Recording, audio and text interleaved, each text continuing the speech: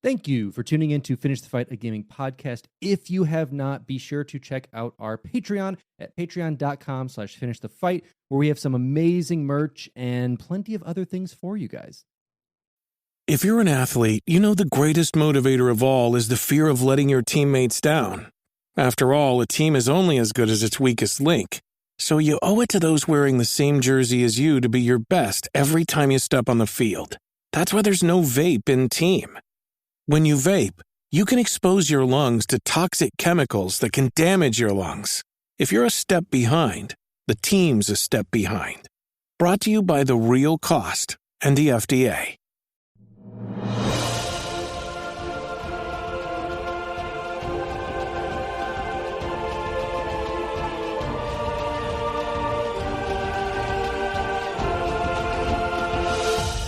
Welcome back to Finish the Fight, a gaming podcast, where we produce and develop the highest quality gaming research in podcast form. I'm your host, Alex Kendall. And I'm your host, Derek Baker. And today, we're getting a little sussy today.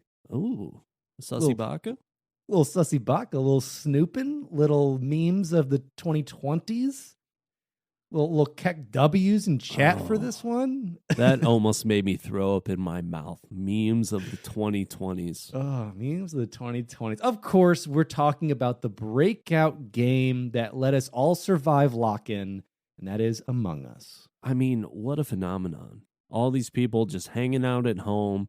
Maybe you get a little bit tired of playing board games with your family. Maybe you get tired of playing local video games with your family. Couch co-op only goes so far. Then you have Among Us, where it kind of combines all your favorite activities, playing games, playing them online, being with people that you know, maybe you don't know, making new friends. Among Us came out in a time where I think we needed that. It did. I think people were tired of baking bread and doing TikTok trends and listening to celebrity sing-alongs and attempting all these things that I think were so weird and cool of this era of being stuck inside. It was such a weird social experiment that it's a fever dream we're going to look back on in like 5 to 10 years. It's really bizarre. I think for most of us, we'll be old and just thinking about like those 2 years in particular. I can't remember a lot about, my formative years just specifically. Like I remember events, but I think this was significant enough to where I will remember 2020 through 2022 or however much longer this all goes on. Really, I'm not going to get into all that, but it's significant enough to remember specifically the years. It's very much like our grandparents' stories of I walked to school up and down hills both ways in the snow. It's very much going to be that era of our meme. Right. They did that alone, though, and I got to watch celebrities sing Imagine. So. Listen, I had to stay on my couch and do some stuff and play some Among Us, which we're going to get into now. So Among Us is a 2018 online multiplayer social deduction game developed and published by American game studio Innersloth. It was released on iOS and Android devices in June 2018 and on Windows in November the same year, featuring cross-platform play between these platforms. The game was also ported for the Nintendo Switch in December 2020 and had planned releases for the PS4, PS5, Xbox One, and Xbox Series X in 2021. The game was inspired by the party game Mafia and the science fiction horror film The Thing. Since the release of its first map, The Skeld, 3 other maps were added, those being Mirror HQ, Polis, and the airship. The airship's design is based on infiltrating the airship from the Henry Stickmin series, another video game developed by Innersloth LLC. The game takes place in a space-themed setting, in which players each take on one of 2 roles. Now there's a few more crewmate roles in the vanilla, but it's pretty much innocents or the villains or the imposters. And like I said, most of those being crewmates and a predetermined number of imposters. The goal of the crewmates is to identify the imposters, eliminate them, and complete tasks around the map. The imposter's goal is to covertly sabotage and kill the crewmates before they complete these tasks. Players suspected to be imposters may be eliminated via vote, which any player may initiate by calling an emergency meeting except during a crisis, or reporting a dead body.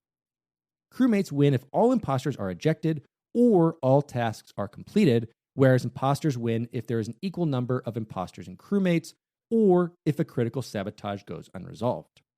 While the game was initially released in 2018 to little mainstream attention, I think they had a couple hundred concurrent players at one time, it received a massive influx of popularity in 2020 due to many well-known Twitch streamers and YouTubers playing it. The COVID-19 pandemic has also credited to the growth of the game. The game received positive reviews from critics, being praised for its gameplay and setting, although it was criticized for some early tech issues. In response to the game's popularity, Among Us 2 was announced in August 2020. However, the planned sequel was canceled a month later, and the team shifted its focus to improving the OG game. Which I think is a good choice because this game is solid in its concept and in its functionality. And do we really need a sequel? Sometimes, we criticize games for wanting these like 10-year long-term pathways. But if there's not really a reason to make a number 2, then don't make a number 2. Just work on, making sure that the first one has good longevity, has good improvements. And Among Us is simple enough to where I don't think a number 2 is necessarily warranted unless you're trying to make massive graphical changes. But people loved, just that like cartoon, like 2D sort of look about it. Yeah, and their biggest thing was they kind of had as a scapegoat because it was such a spaghetti code holding together the first game. They're like, we're going to do 2, but improve it. And then what they did was they took a lot of those improvements for like Among Us 2 and just applied that to this current game, adding in those new modes, adding in the new maps and different colors and things along those lines, which we will break down in a bit. Yeah, maybe, it was just whenever you make a massive change to the code, you're probably really nervous. It's like, no, let's not adjust this. Let's maybe just do it all over again, and then we won't wreck this game for ourselves and everybody. So let's talk about the studio a little bit. After meeting in college, Forrest Willard and Marcus Bromander created Innersloth as a partnership in 2015 to release a game called Dig to China. They worked part-time on several unreleased games until finally going full-time indie in late 2018 for Among Us. Marcus, best known online as Puffballs United, is also the creator of the Henry Stickmin series on Newgrounds, which started in 2008. That's a big Flash throwback right there. Innersloth is a small independent game studio, most notably for creating Among Us and the Henry Stickmin collection. Founded by Forrest Willard and Marcus Bromander in 2015, they made the games they wanted to and hoped people would want to play them. After numerous awards, global press coverage, and millions of downloads, Innersloth can now confirm at least 4 people have played their games. Nice. Very nice. Innersloth is mainly based in Seattle, Washington, but has employees and partners all across the globe.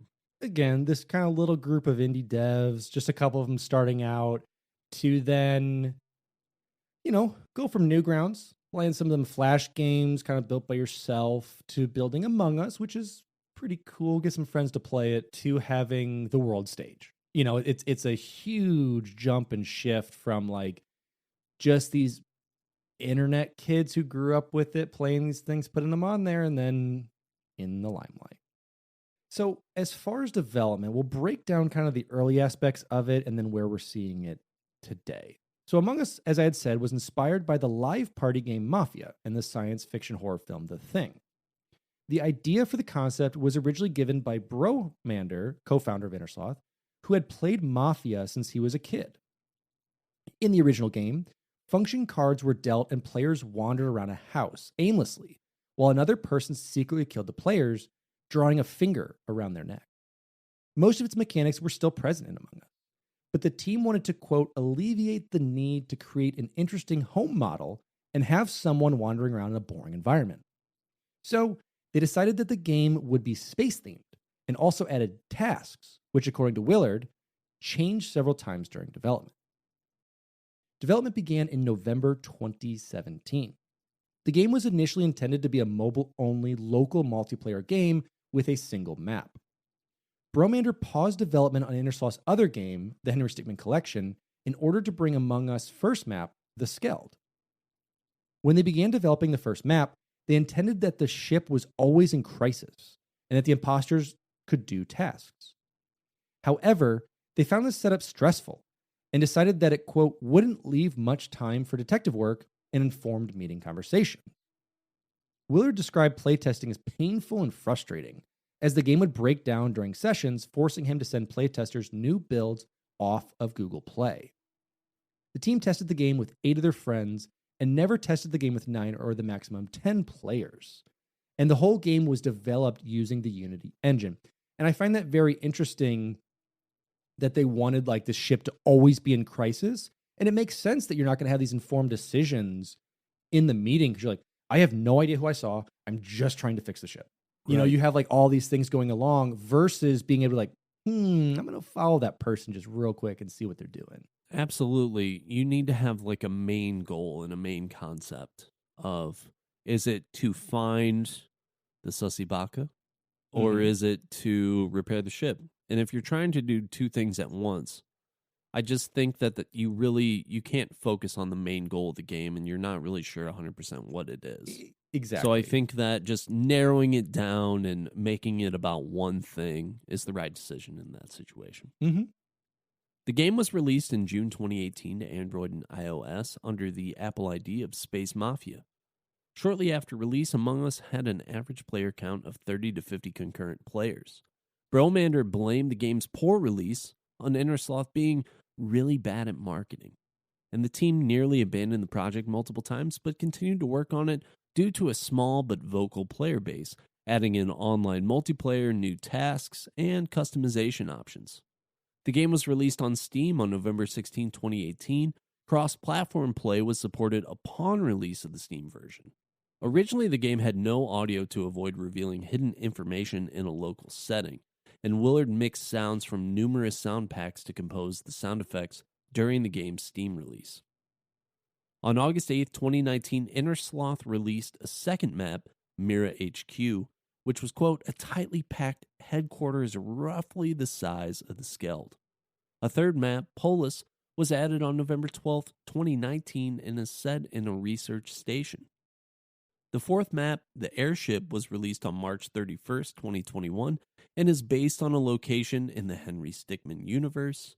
Mira HQ and Polis originally cost players $4 via in-app purchase, and their prices were reduced to $2 on January 6, 2020, then made free on June 11, 2020. While the map packs are still available for purchase on all platforms, they now only provide the player the skins they were bundled with in the maps. According to Willard, the team stuck with the game a lot longer than they probably should have from a pure business standpoint, putting out regular updates to the game as often as once per week. And this led to a steady increase in players, causing the game's player base to snowball.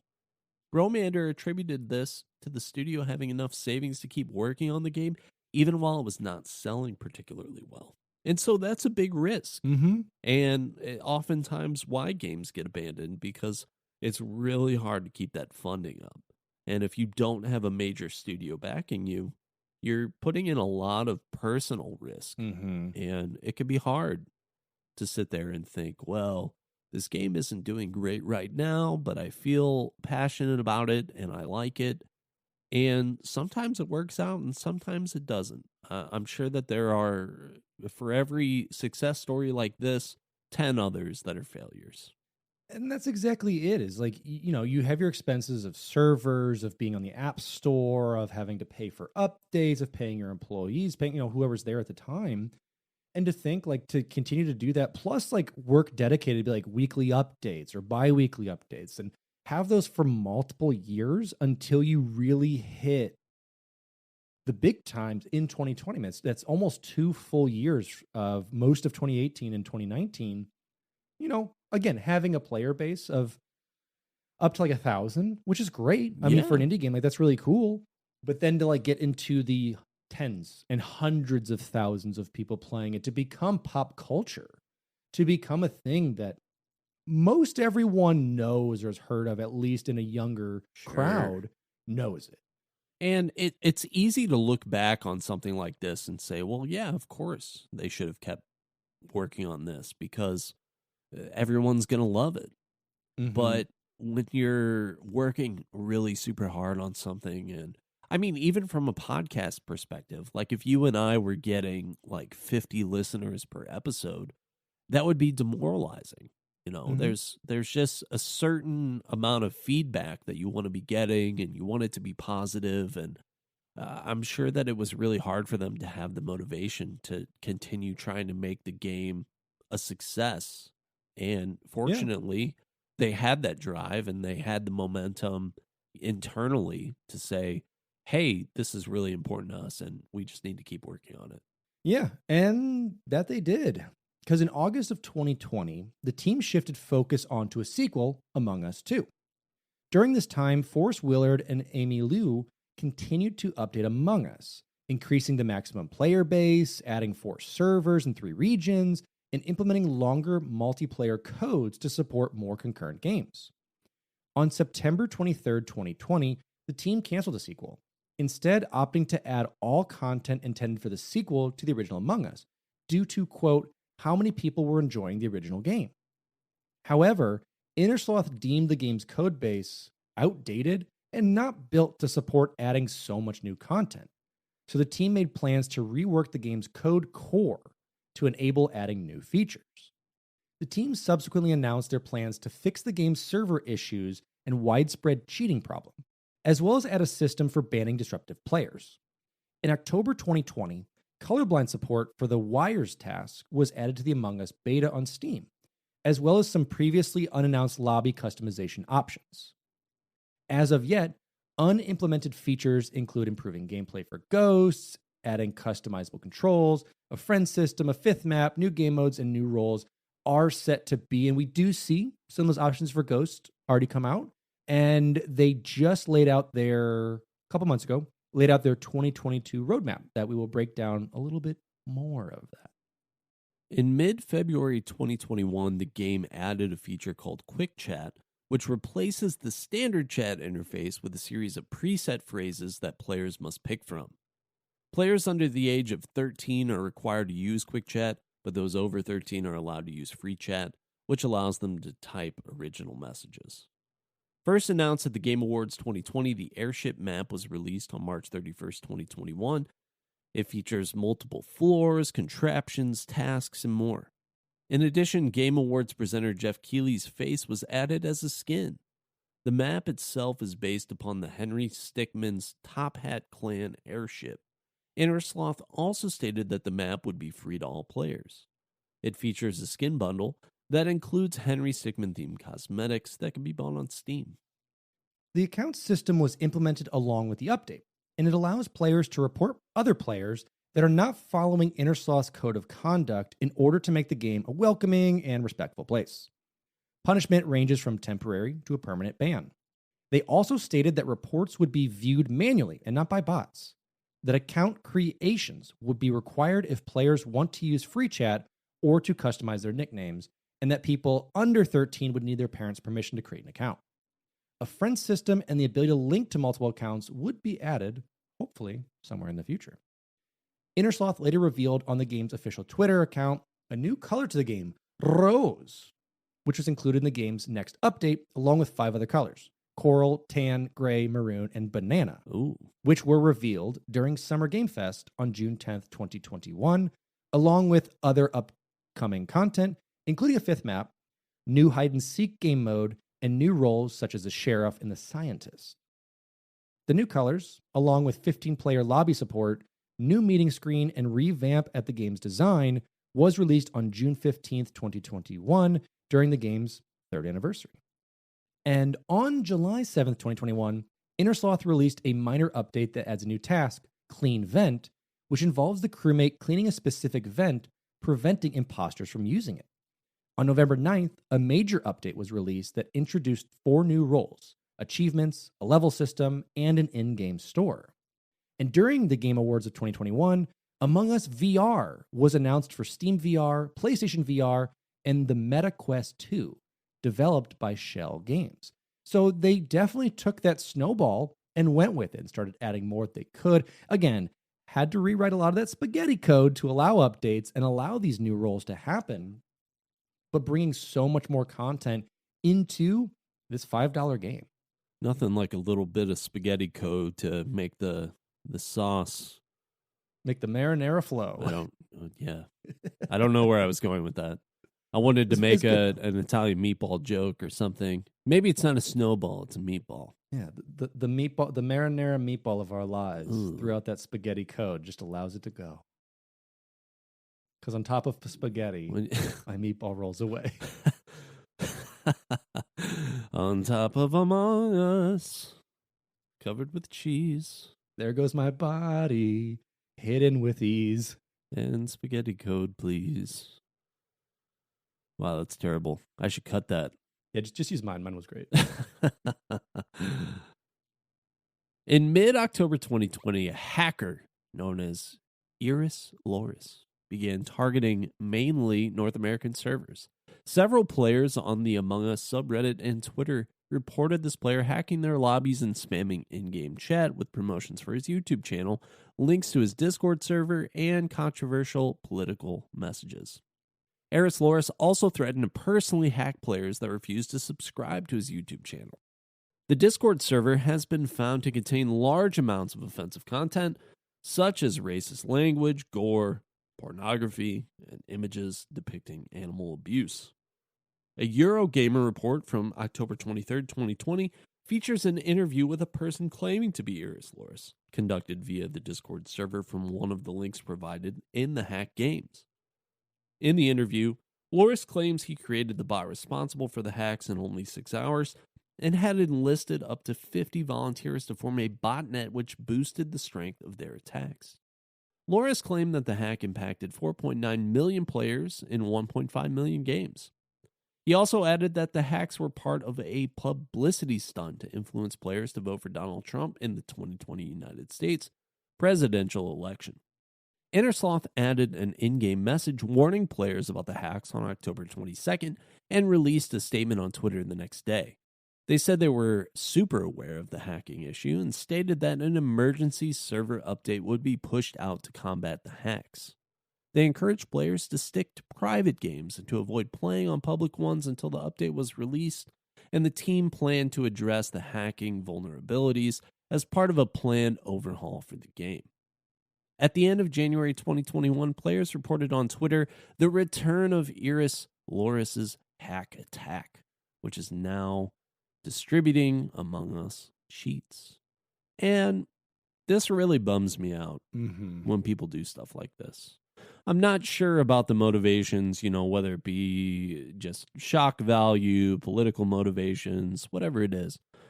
But people are just going online to play games. Yep. The fact that this person, whether it's true or not, would claim that 50 volunteers decided to all join in to try and make this thing that's gaining meatball momentum a problem. It is. And it's kind of like, it's like that stubborn bit of sauce that's just stuck inside. You can't get it out. Maybe it crusts for a bit, then makes its way onto the pasta code. Ooh. That's what this was. Right. And it just ruined it for everybody. I mean, I played this as well. And like we even played early on when it launched in our Discord, we would play some public matches and we would have that happen. Like a random bot would join, it would spam these messages and just basically you'd lose control of everything. And it was just frustrating. And it's like, that doesn't, I get what you're trying to do, like be edgy and put these things out there, but it doesn't help supporting your claims. Maybe you get some people on your side with it. I'm not sure. It's just very frustrating and it ruins what is just like a random wholesome game. It's not like this is like a hyper competitive thing. Yeah. It's just such an immature gratification, like to ruin other people's fun. It's the same thing as, kicking people, booting people from your teams, like in Destiny.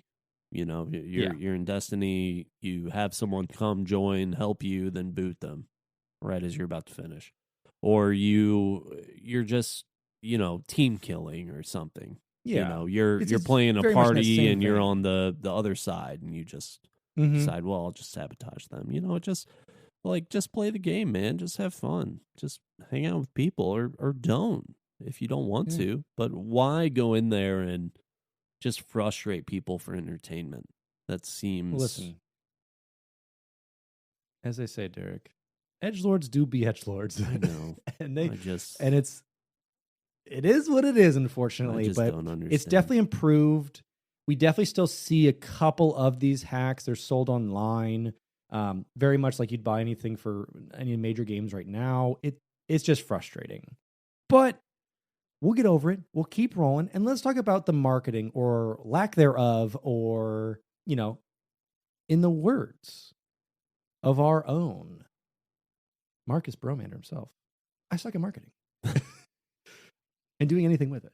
So, although it only rose to popularity in the US, Among Us was originally launched in 2018. And the game did find popularity in Korea and Brazil in 2019. And that's where that snowball started. But in July of 2020, Twitch streamer Soda Poppin started playing. And Among Us's popularity skyrocketed from there. In September 2020, Among Us was downloaded over 125 million times across all platforms. By the end of September, Among Us reached 3 million concurrent users playing the game at once. Baby.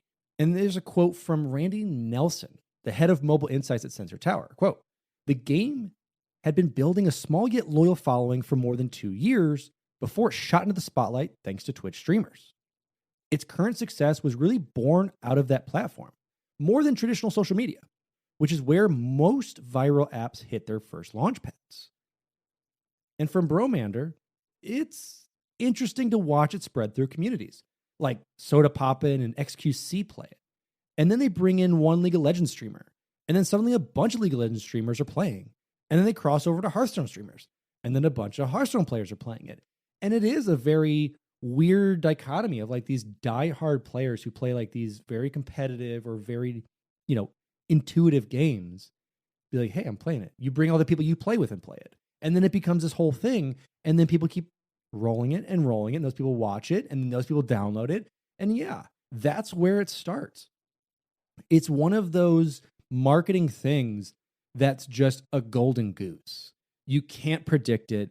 You really can't try it unless you have a bunch of money, like what EA did with Apex Legends, where they didn't have any marketing. They just straight up paid streamers a bunch of money to play it for a week. Mm-hmm. And that's what brought it into the scope of it.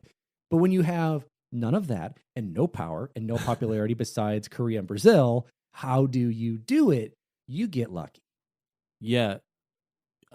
This was happening, I think, with a lot of games, like really before. I feel like Twitch has really taken off in a way that's probably just indescribable. I mean, if you're younger, like Twitch has been around probably for a lot of your gaming life, so it's not that weird of a concept to you. But like early on, YouTubers that were doing Let's Play follow throughs, things like that, playing little indie games. I mean, that's such a huge boost to the game. Yeah. It's really interesting just to see how a game can kind of like become a phenomenon just because a streamer's playing it, just because they have an audience. Yeah. I mean, the boost that you get just from, a few thousand people, they play it, they share it with their friends, those people share it with someone else. I mean, a game like this can really become something so much bigger just because a few streamers play it. And that's absolutely it. And you see why Amazon bought Twitch. You see why there's so many advertisements that roll through and the ad revenue that comes in. And the amount of streamers that started in 2020, who lost their job, who were at home, who are now actually big streamers in 2022. It was a huge shift for 2020. Like before that, you obviously had big streamers and you had some smaller streamers plus big games come out with that. Obviously, it's a whole deal. But the launch of that, and then the launch of games like Among Us, like Phasmophobia, like the return of just so many of these like smaller, older games that people were bringing back, like the Town of Salem, which is very much like a werewolf game that looks like a mobile game that people just started playing again, that exploded. really crazy how much people wanted to like interact with others. And the way to do it is a lot of these social deduction or like really big co-op games. And this is a mobile game done right, really, because Mm-hmm. so many mobile games are just an excuse for ad revenue, more or Yep. less. Like, we're going to play this, and 5 seconds in, here's an ad. You got to watch it for 30 seconds. You're not going to have an option to buy this game. You're just going to have to watch an ad every minute or so. Or you have to like, ooh, it's going to take you 7 hours to build that barracks. Would you like to pay some money to have it built now? Oh, yeah. And that was the model for, I mean, it still is the model for a lot of mobile games. And this was just more of like, hey, we wanted a cool game that I used to play like as a kid, but online. We're going to play with friends. Yeah.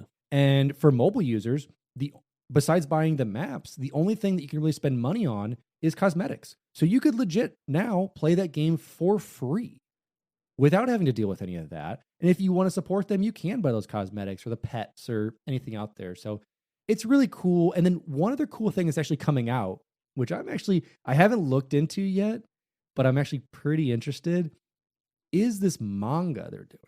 This is wild. And on December 28th, 2021, H2 Interactive, who publishes Among Us in Japan, announced that a one-shot manga based on the game will be published in Besatsu Korokora's April issue on February 28th, 2022. And on January 13th, Innersloth began promoting the manga on their official Twitter account. So it's out there, folks. You can go check out the one-shot manga for Among Us. This is so crazy to me. I'm a big, long-time comic book fan. A little bit of manga as well.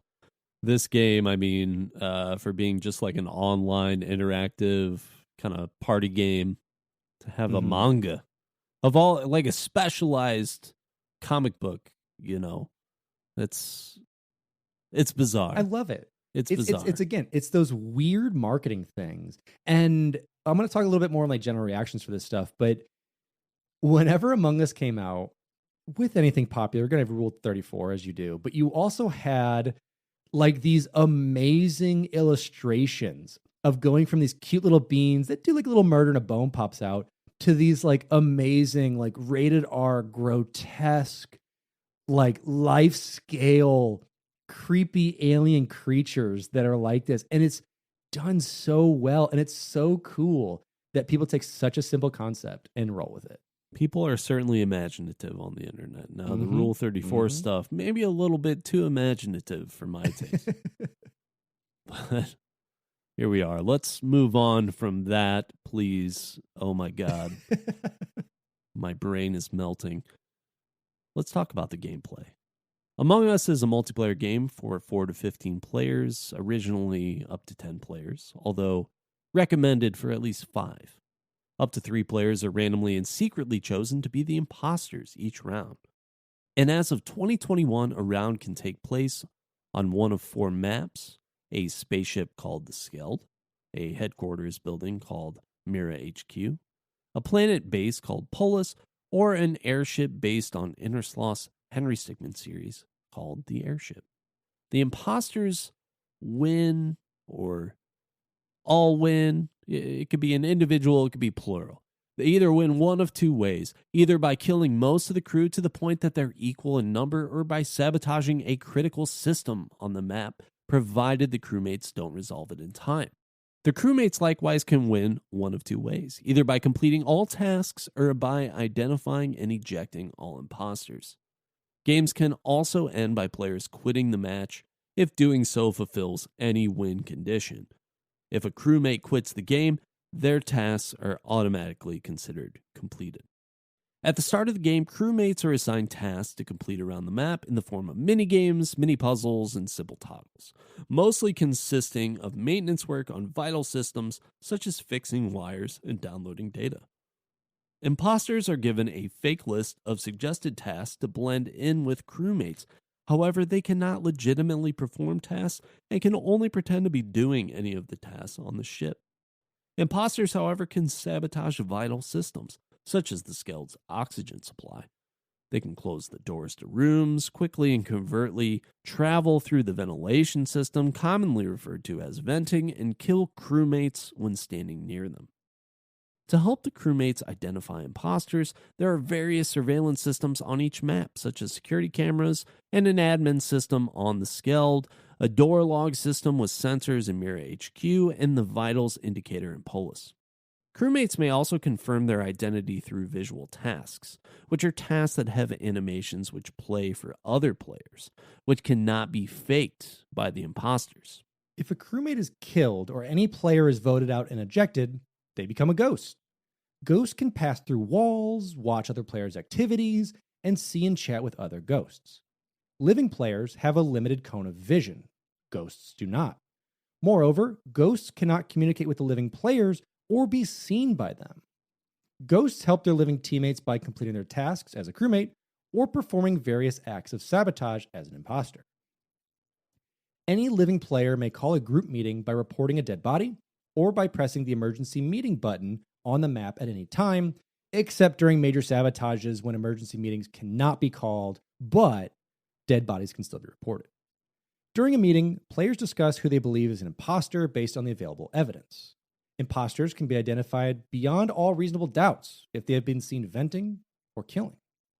A player may be suspected for many other reasons, though. However, all the players form a sort of jury and must weigh the veracity or value of each other's statements and questions during the meeting. A plurality vote is held, and if a plurality is obtained, or like a majority, the player whom the most crewmates voted for is ejected from the map and they become a ghost, unless the majority of the crewmates choose to skip vote or there is a tie in the votes. Players can communicate in a built-in text chat with some predefined phrases for phone users, but only during meetings, and only if they are alive, though ghosts can speak at any time. While the game does not have a built-in voice chat system, it is common for players to use external programs such as Discord or to converse regularly if they are in close proximity to one another, if me and Derek are next to each other. In case players can hear each other's voices, the game reminds them to not speak, except during meetings, so you're not going like, I'm dead, or I killed this person. I would never sit next to you. Gives it away. Hey, it's Kaylee Cuoco for Priceline. Ready to go to your happy place for a happy price? Well, why didn't you say so? Just download the Priceline app right now and save up to 60% on hotels. So whether it's Cousin Kevin's Kazoo Concert in Kansas City, go Kevin, or Becky's Bachelorette Bash in Bermuda, you never have to miss a trip ever again. So download the Priceline app today. Your savings are waiting. Go to your happy place for a happy price. Go to your happy price, Priceline. In November 2021, additional roles were made available to players extending beyond the standard crewmate or imposter roles. Crewmates can also be engineers, scientists, or guardian angels. Engineer, you would be my guardian angel. Oh, sorry. Well, we'll see. I had to bring it back and forth. I won't sit by you, but you can be my guardian angel. Engineers allow crewmates to travel through events like imposters can, albeit to a limited capacity. Scientists can check vitals at any time to see if any player has been killed recently. Crewmates who become ghosts can become guardian angels, which can temporarily protect living players from being killed. Imposters likewise can be shapeshifters, allowing them to temporarily morph into other players. In each game's lobby, various options can be adjusted to customize aspects of gameplay, such as player movement speed, the allowed number of emergency meetings, number of tasks, if there will be a visual task, or whether or not an imposter is revealed after being voted off. There are also many cosmetic options, including spacesuit colors, skins, hats, and pets, some of which are paid DLC. So the game has come a pretty long way from its original just like boiled box spaghetti with just some canned, we got some Chef Boyardee, and now we're at a real Italian eatery, baby. We're at Alex's grandma's house, and we are just living it up in the Italian style over there. Molto bene. It's gonna be great. Ooh. This is where we are. What adds even more? What adds a little bit of that Parmesan? I like it. What adds a little bit of the spice to it is the mods. Mods have, I think most every game brought in longevity to it. Yes. Looking at you, Skyrim, you've been released too many times, but people love you because you can be fully modded out the wazoo. And it brings life to older games as well. And one of the biggest things that has brought that about is two big mods that I'll do. There's plenty of them out there, and there's been like smaller mods to add singular roles, but these two are, I think, my favorite, and I think add the most to it. And those two are Better Crew Link and Town of Us. And so Better Crew Link is a project that started as the original Crew Link, which is a proximity voice chat, and it allows extra features and better support. It implements proximity voice chat in Among Us, and everyone in an Among Us lobby with their program running will be able to communicate over voice in-game, with no third-party programs required. Spatial audio ensures that you can only hear people close to you. So the way it works is like if we're all sitting in a room, you can hear it. As I start to walk away or behind a wall, it gets quieter and further. And so it allows for like more of an in-game fun chat, very much like you'd have only during meetings, for some hilarity, for you to throw sus on someone across the map that you're talking to, like someone that you know, like, I think it's them and I don't know. As well as if you're in a vent, you can hear people and people can hear you and it sounds echoey like a cave. Now, the mod that adds a lot to it is Town of Us. And it's based on roles from the popular werewolf adaptation game Town of Salem. And within Town of Us, it includes an ever-increasing amount of modded roles, which, as of March 2022, includes 32 new roles, various color and hat options, and 10 modifier roles that adds a bit of spice to that pasta game. I like it, a spice. It adds a little bit of heat to it. Good roles include a sheriff that can shoot imposters, a medic that can provide a shield to a player, and a mayor that has additional votes during the meeting. Bad roles include a swooper that can turn invisible, a camouflager that can turn everyone into gray beans, and a miner that can put down additional vents. Neutral roles include a jester that wins if they are voted out, a glitch that is a killer on their own team, and an arsonist whose job it is to douse everyone in gasoline and light that match to win. So basically they're killing without killing and hopefully surviving until they can light that match and kill everybody. The jester is such an interesting concept to me. I feel like that's probably my favorite addition via this mod. The jester's fantastic, and there's an opposite of the jester, which is the executioner. And the executioner is trying to get a good person that is predetermined voted out. And if they get that good person voted out, they win. Oh. So it's kind of the reverse of that jester to kind of work with it. And there's so many cool roles that are added with it. There's a Time Lord that will allow you to reverse time over like 5 seconds. There's a transporter that swaps people's positions. There's so much added to it on the good and bad side that adds that spice. And then, as Derek had said earlier, having the menu options to change the amount of people on the map, amount of time for meetings, things like that. You can change almost all of these roles and then some. Is a huge menu, as well as the percent chance to get that role. So there's always going to be, let's say, 2 bad guys. You want the camouflager at 60%. There's a 60% chance out of all the roles that it'll get picked versus maybe like a 20% chance for a swooper to be picked. So there's always going to be that variety that will change up the game a bit and just keeps adding to it. And this mod, the original mod, I believe, came out in early 2021, maybe even late 2020, but has had so many additions and so many people collaborating on it that it keeps changing and adding new roles and just, again, bringing that spice of life, that Skyrim spice of life, back to a game that everyone was already tired of, kind of by the end of 2020. Everyone had been like memed the hell out of it, had their fun with it. This brings you back into it. Mods like this that have the sliders, it's definitely going to give a game like this longevity, because once you figure out a base game, when you really figure it out, it gets boring really fast. Yeah. And so to add in these kind of random sliders and things, percentages, where you can have different roles, you can have all kinds of variations within the game mode, people are going to want to play it again. People are going to want to play it more. They're going to want to play their favorite mode. You know, we've seen this since the beginning of online gaming. As long as there are a lot of different varieties within a game, you're going to keep and retain like a solid player base, there's going to be probably some increases and decreases, of course. But Yeah. to have as many options as this mod gives, I think is really important for this game. It is. And then you have so many people still on Twitch that are actually just almost full-time Among Us players at this point, playing so many of these different varieties of these mods that are out there that are still pulling in.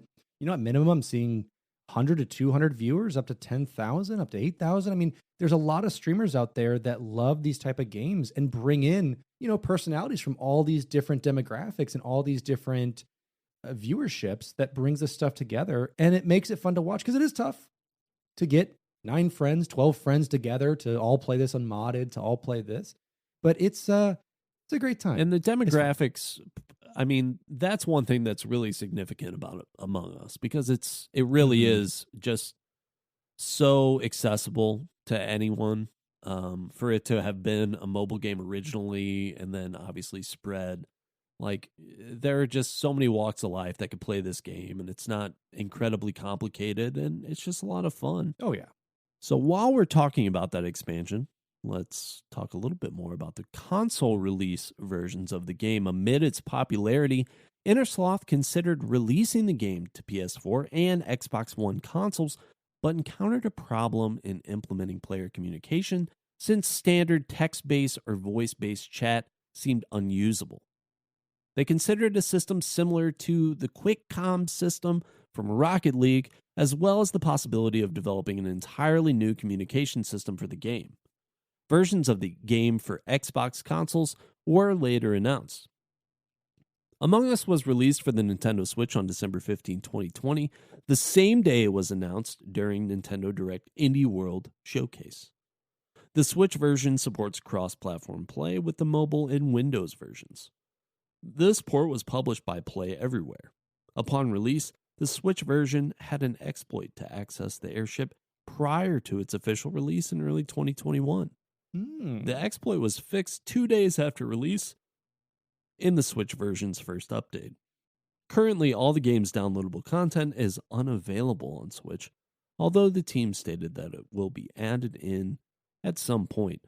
And that's so rare for a Nintendo release game, I think, to have a glitch like that. You have to be really tight, generally, to be on that system and in that company. And I think one of the big things with it too, to get that exploit, is these are mobile developers making Flash games, then making stuff for Windows, and then trying to get this over to the Switch, the younger console, get it on there digitally.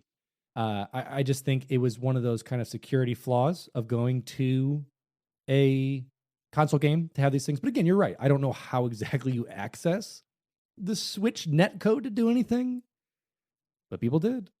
And, you know, holding those cosmetics back and the DLC, which I believe is, I think at this point, available.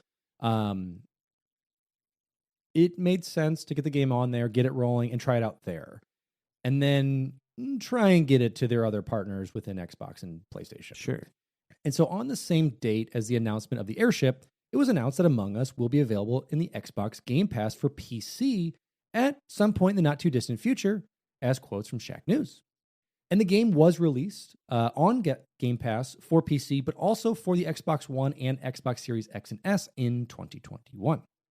During the Xbox Indie Showcase, it was announced that it would include the new airship map. Innersloth stated that as the game is coming to other consoles, it is facing several approval processes. Releases of Among Us for the PlayStation 4 and PlayStation 5, supporting cross-play between the existing versions, were all announced in April 2021 with an unspecified release date. Players in these consoles will get an exclusive Ratchet & Clank cosmetic. Oh. And the physical version of the console editions were announced for pre-order on July 7th, 2021, which is part of 2 bundles, the Imposter Edition and the Crewmate Edition, which included a bunch of physical collectibles, some little plushies, included a big red emergency button, as well as some other just like really cool collectibles with it. If you are in the middle of 2021, still an Among Us fan, you're pre-ordering it, you got some cool stuff, which did retail, I believe, $40 and $80, some within those ranges of it. So you are paying for a full release for a $5 game, but you're only paying for the game.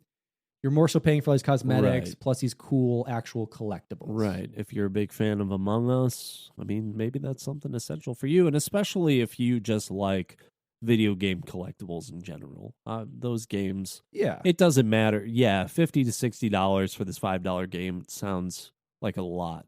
But, there are tons of bundles for $60, $70 games that end up reaching $200, $250 to get some kind of collectible for those. So it's not totally uncommon for games to really charge for those collectibles, but when you get them, they're there for that limited time. If you really like that stuff, I'm sure you're happy to have it. Oh, exactly. And especially like if it's even just as a reminder of like you and your friends playing, like you have it and like it's such just a cool desk thing to have, or collectibles if you like collecting video game plushies and other stuff. It's cool. And it's what I think a lot of us pine for when we talk about pre-orders. Sure. When it's like, hey, you get a golden sword in game. Oh, that's my pre-order bonus. That's what I'm paying for, this collectible stuff. Yeah, but you can be gold. I mean, like you could get a gold something in Red Dead Redemption, or like you got, I think it was when Halo 3 came out, the Master Chief helmet on top of the game case. And so something like that is really cool and you can display it. Sometimes the pre-order bonuses are just something in game that, you might show off for the first few weeks, but eventually it's going to die out. Something physical lasts generally forever. Yeah, and especially depending on what you want. Like there's so many collectors, quote unquote, editions of games. Like Tiny Tina's Wonderland just came out, and you could pay upwards of $100 and some odd for in-game stuff with no physicals. So it's like you're paying a bunch of money to like either advance earlier, get more in-game loot, which when it comes down to it, it doesn't really matter. Once you've played the game through once, those extra $60 or $40 you've spent doesn't equate to much after that first playthrough. Especially because a lot of those in-game bonuses are really only helpful at the beginning of the game cycle. Yeah. And by the time that, you're right, you play through it once, you've probably, if it's like a power-up, it gives you a little temporary boost at the beginning of the game, but eventually you're going to find something better. They're never giving you end game type materials at the beginning, because at that point the game's just not going to get momentum in the multiplayer phases. Yeah. So we're nearing the end of the episode. Let's talk about how people received Among Us. As of September 2020, Steam Spy estimated that the game had more than 10 million owners on Steam. The Associated Press noted the game was the most downloaded app on the iOS App Store for both iPhones and iPads in October 2020. According to SuperData Research, the game had roughly 500 million players worldwide as of November 2020, with free-to-play mobile version accounting for 97% of players and the buy-to-play PC version accounting for 3% of players. Though it was the buy-to-play PC version that generated 64% of the game's gross revenue. Among Us became one of the best-selling games of 2020 on Steam, being listed on the Platinum category on the year's top 100 list. The Nintendo Switch version's launch sold 3.2 million digital units in December 2020, making it the highest-earning version of the game for the month and one of the best-selling games on the Nintendo Switch. Among Us was offered as a free game on the Epic Games Store during 1 week in May 2021. Its average daily player count jumped from around 350,000 players in the weeks before to over 2 million players during the giveaway. On June 29, 2021, Innersloth reported on Twitter that during the game's free promotion on Epic's Game Store, at least 15 million copies were sold.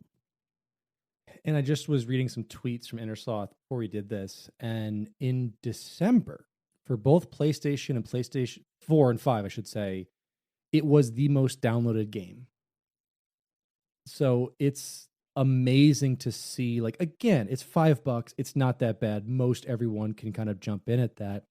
But for it to be the most downloaded as of December 2021, almost 2 years after that life cycle, or a year and a half, I should say, of the popularity life cycle of it, it's pretty wild. Yeah, just $5, and a lot of times this is on sale on the Nintendo Switch store. I see it all the time. Even $1 off, the 20% off, or even just more off. than that. I've seen it for like $2.99. Yeah, I mean, this game, it's obviously really cheap, a lot of fun. So if you don't have it already, you can get it super easily. Add them sales numbers up, baby. So while Among Us released in 2018, it was not as we had said until the mid 2020s that it saw that surge of popularity, initially driven by content creators online in South Korea and Brazil. Brummander stated that the game is more popular in Mexico, Brazil, and South Korea than the United States. And according to Willard, Twitch streamer Soda Poppin was the first. Listen, he owns that crown. The first to popularize it. Many other Twitch streamers and YouTubers followed suit, including prominent content creators XQC, Pokimane, Shroud, Ninja, and PewDiePie. The COVID-19 pandemic was frequently cited as a reason for the popularity of Among Us, as it allowed for socializing despite social distancing. Emma Kent of Eurogamer believed that the release of Innersauce, the Henry Stickmin collection, also contributed to awareness of Among Us. And PC Gamer's Wes Fenlon credited Twitch streamer SR Cafe for priming Among Us for its big moment. Fenlon also praised Among Us for improvements over other popular tabletop games that have been inspired by Mafia, such as Secret Hitler. He said other video game adaptations of Mafia, such as Town of Salem and Werewolves Within, were, quote, just adding an online interface for the basic werewolf rules, whereas Among Us is an entirely new take on the concept. Along with Fall Guys and the Jackbox Party Packs, Among Us provided a narrative-less experience that helped to avoid the cultural trauma of the pandemic, according to MJ Lewis of Wired. Among Us, along with Fall Guys and Jackbox, for sure. Loved playing all this stuff in the middle of the pandemic, especially Fall Guys. I mean, I'd play that with my wife. Just such a goofy game. Jackbox is, I think, a little, out of all of these, probably the most challenging one to really get into during the pandemic. But, yeah, I mean, those party games, I think, helped a lot of people keep their sanity while we were trying to deal with all that stuff.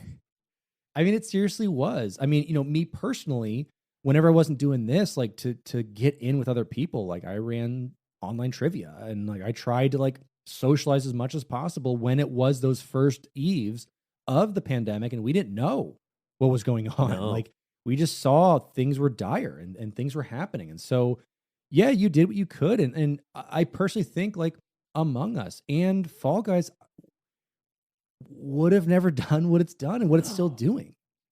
Jackbox had already been around for a couple iterations and they were able to bring those back and bring people into the ecosystem for it. But those two games, I mean, are very specific games. I think Fall Guys would have had its limelight for a couple seconds and then fizzled out, but it's continued. It's brought major IPs in very much along the lines of like what, why can't I think of it? Fortnite?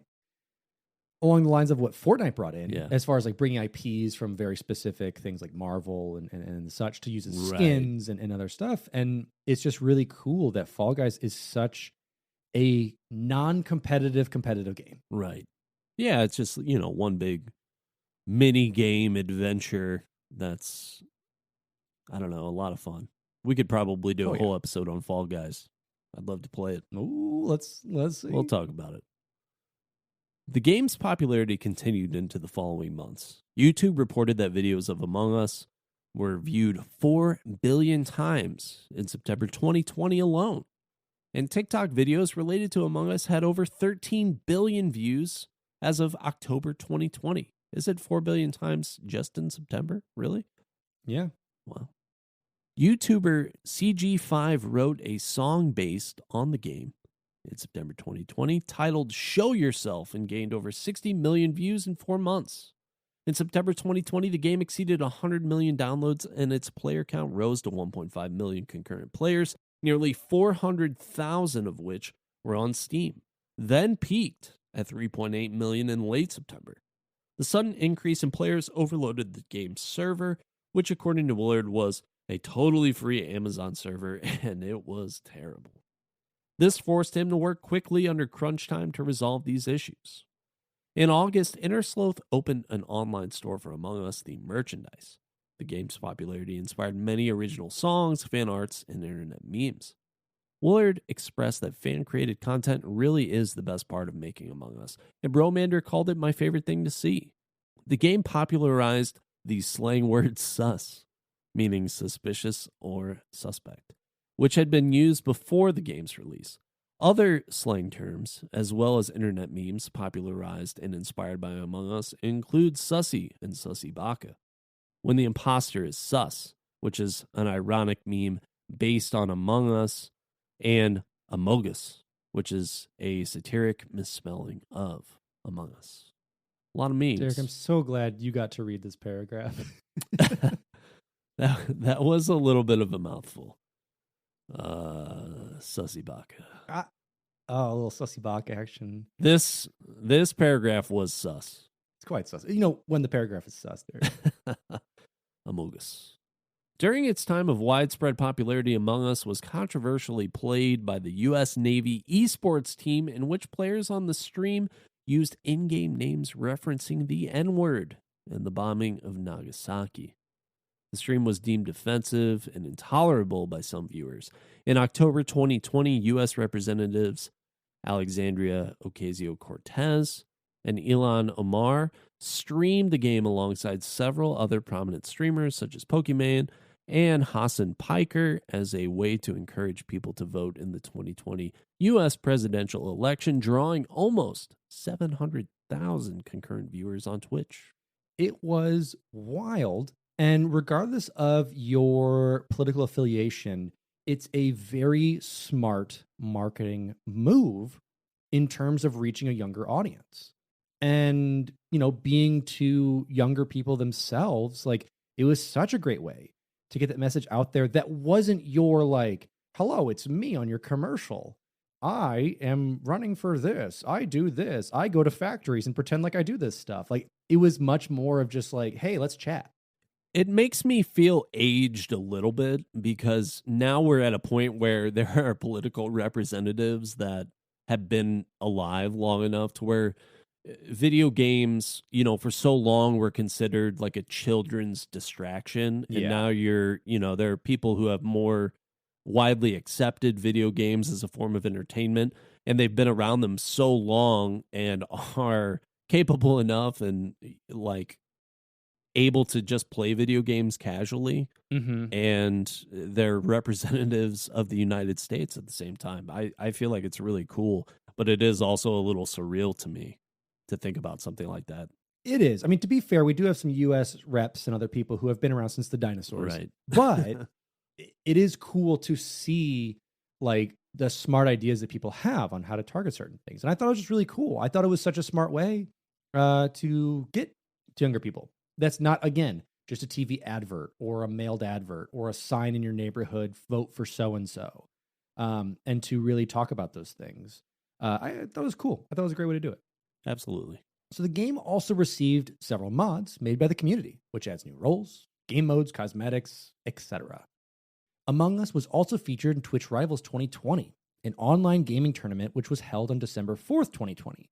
During the event, players were able to receive an exclusive pet called Glitch Pet, which is the Twitch logo. Among Us has been frequently compared to Fall Guys, as both became popular as party games during the COVID-19 pandemic. The developers of both games have positively acknowledged each other on Twitter. Comparisons have also been drawn between the two games' avatars, which have been said to look like jelly beans, the little beans of them.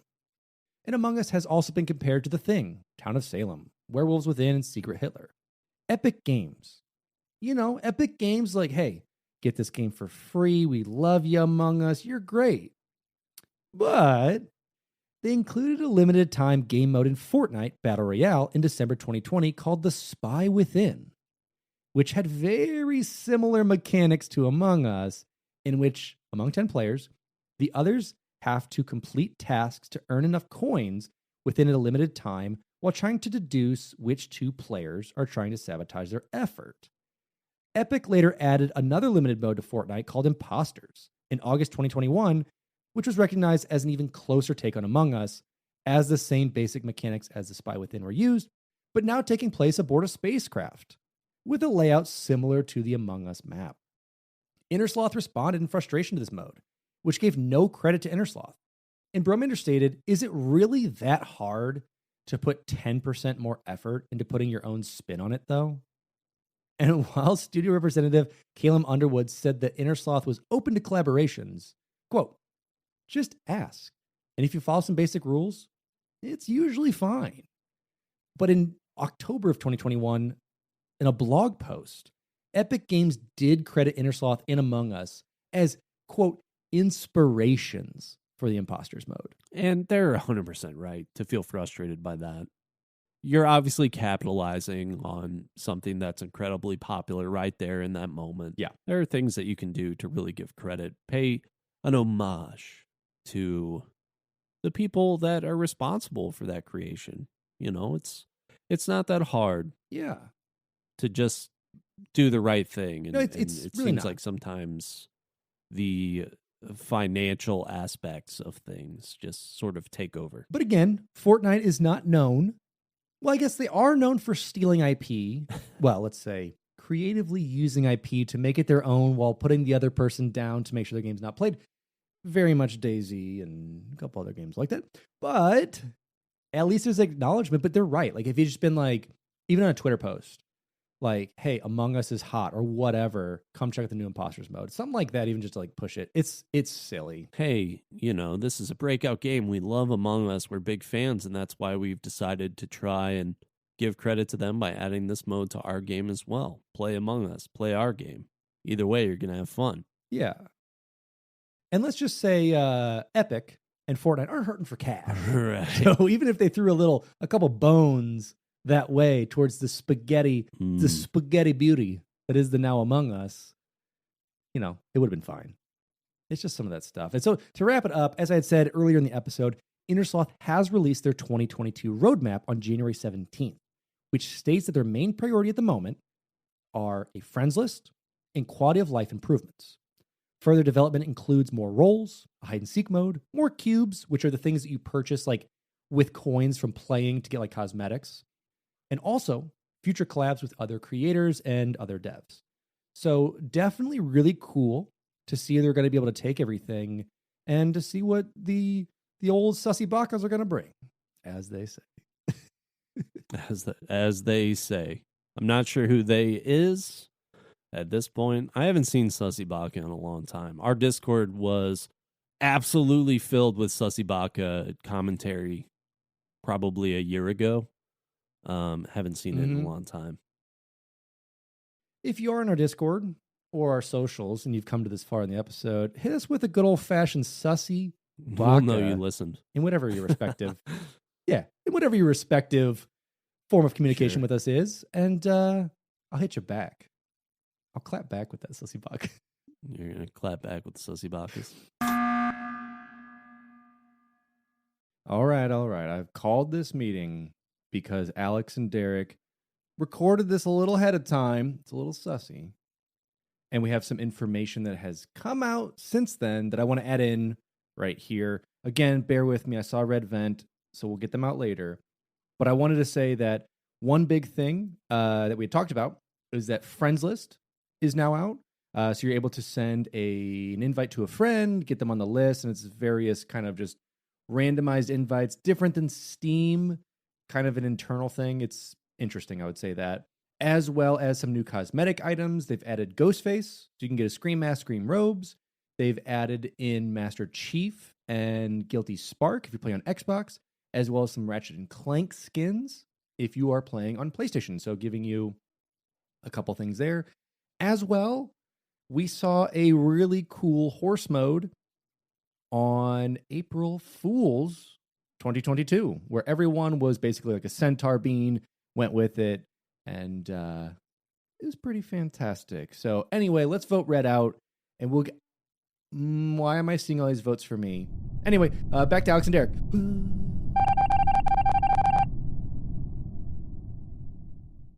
Oh, it's so good. But anyway, we are wrapping up the episode as always.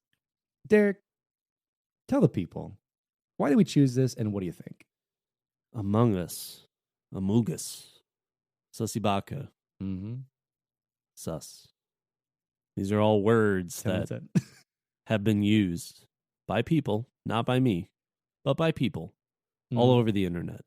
This was such a big phenomenon for COVID-19, which, let's face it, it wasn't an easy time for anybody.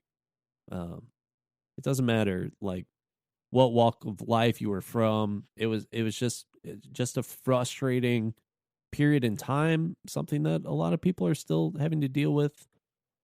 But this game provided a little bit of comfort and relief and socialization in a time where a lot of people in the world weren't doing so great. And for it to just become like this simple, casual, cultural phenomenon in video gaming, I feel like something that brings people together like that is important to talk about. And the game is still around, and it's still a lot of fun. It's still something that people play. It's still cheap. It's just a game that I think has a lot of legs and longevity that's going to be around for a long time. And I'm happy that the development team is still putting effort into making sure that the game is good, because like you said, if you leave it up to like the mods, that gives the game longevity, and it probably makes it more popular for some people. But for the development team to recognize that and decide like, hey, we should actually try and expand on some of this stuff too, because mods are becoming more popular and helping our game. Like, these are obviously some good ideas. Sure. And we need to take them into consideration. I think to have that foresight to decide to do that is a great decision. Among Us, 8 out of 10 for me. I think that there are things that they could probably do better, but they're working on doing it. And as far as like a mobile game goes, 10 out of 10. Like, mobile games should all aspire to be as accessible as a game like Among Us. As much as I don't agree with the numbers, things dumb, I do agree with the sentiment of what you're saying. It is. It's for, again, like you said, a mobile game that was more so just kind of from that minds of like coming from the Newgrounds. And again, for those of you who are too young for Newgrounds, didn't play it in school, it was just a website of Flash games. And I do remember Henry Stickmin on it and then playing that and through high school at that point. And it's so cool to like just see the success of that and to really bring it to light of like, again, I think my favorite genre of even board game is the party game, and specifically the social deduction game. I think it's so fun to be able to like mess with your friends and have fun and try and win as the imposter or like the bad, but also like try and win as the good. Like, you get to play both. And the matches typically are quick enough that you can cycle a bunch in, and a bunch of people will be able to get those roles and play with those. And again, I'm always on the side of, if a game releases their dev kit or something like it to the public, or allows for mods or allows for easy mod access, those are devs I love. Whether it's an indie dev or a AAA like Bethesda that will bring those kits and say, hey, well, one, our game's unfinished and broken when it gets released, so fix it for us. Yeah. But two, you want to have free development, baby. A cool yeah. And even just lately, I saw a bunch of mods that people have worked on to make Skyrim Elden Ring. Like, I think that's so cool to allow those feats and features with just having this groundwork, and then everyone builds onto it. It's a full Italian meal at that point. You've got your breads, you got your bruschetta, you've got your pasta, you've got your brigiole, you've got everything coming out with What's that family Italian eatery where you share all the dishes? The Trattoria, something like that. Hold on. Let me just look up the word while we do it. It means a catering business with the purpose of providing takeout food, but that's the French equivalent. I don't know. It's Italian Buca di eateries, Beppo. That is the place that I'm thinking of. Oh, let's see like the actual word, I'm not the thinking place. of Buca di Beppo. It's like super Italian inside. There's usually only like 5 people in there, though. This is the Buca di Beppo style of development, game development. It is. It's got everything you need. It's got your genuine Italians. It's got your fake Italians. It's got your Italians that have 16th that are in America saying that they're Italian. It's got it all. Just that's going. get into this yourself a restaurant. It's Dean ristorante. Martin soundtrack and just call it a day. Call it a day. That's basically, you know what, Derek? That was a good back and forth. That's my rating for Among Us. The whole conversation. That's the rating for Among Us at this point. I like it. That's a good style. That's great. Family style Again, review, baby. Buca de Beppo. Yeah. Buca de Beppo, Among Us. Oh, man. It's beautiful. It's quintessential to the Italian culture, as is the stereotype of doing with the hands. Mia, and everyone knows this exactly is even what a that Mario is. episode. This is the Mario of indie my games. God. We could do this all day long, There we but go. let's not. Research for this episode Anyway, was guys. done by Alex Gettle and Derek Baker. The intro and outro music was composed and recorded by our friend Evan Barr. And our new artwork was designed and given to us by Aaron Shattuck. Beautiful people as we are, as well as our patrons. Hit up our Patreon for some really cool content. We've got some new shows coming out exclusive for our patrons, as well as our D&D adventure, Minecraft server, bonus episodes, post shows. So you have something after this to listen to. Listen to us rant about some cool stuff, as well as plenty of other things. And we want to thank some of those primo members with Sky the Bear, Grant Dillon, Mr. Choff, Nick Hyman, McChief, Climbing Spork, and Mr. 1898, plus many others who are at different tiers. It's just so much fun having you guys here. As always, you're the best. Love those patrons, those patrons, the tequila shots of our As life. they are. Yes, in our ristorante. You can follow us on Instagram, Twitter. We also have a Discord. It's a lot of fun. Alex and I are hanging out in there all the time. It's free to join. Come and hang out and have a good time. Throw down a sussy baka reference. Let's throw it back.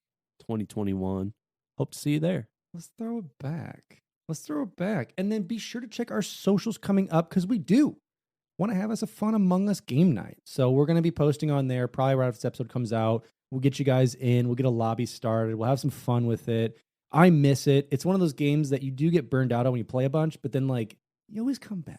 You always feel that warm hug of being stabbed in the back to come back to Among Us. But as always, check us out over on Twitch. That is twitch.tv/sourman70. That's SOURMAN70. As well as Derek over at twitch.tv/thebakerman247. That is thebakerman247. You can find us on iTunes Podcasts, Spotify, or most likely your favorite podcast listening platform. If you haven't yet, drop us a review. We love hearing from you guys. It helps us out a lot. And as well, if you see those questions in our Spotify, give us an answer. We love to hear from you guys. It's a lot of fun. Gives us great feedback to do these episodes. And with that, that's been our coverage of Among Us. Have you guys played it? I assume most everyone has, or at least memed it a bit. Are you still playing it? Who's coming to game night?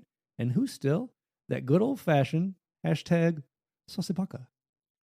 As always, I'm your host, Alex Kendall. And I'm your host, Sussy Baka.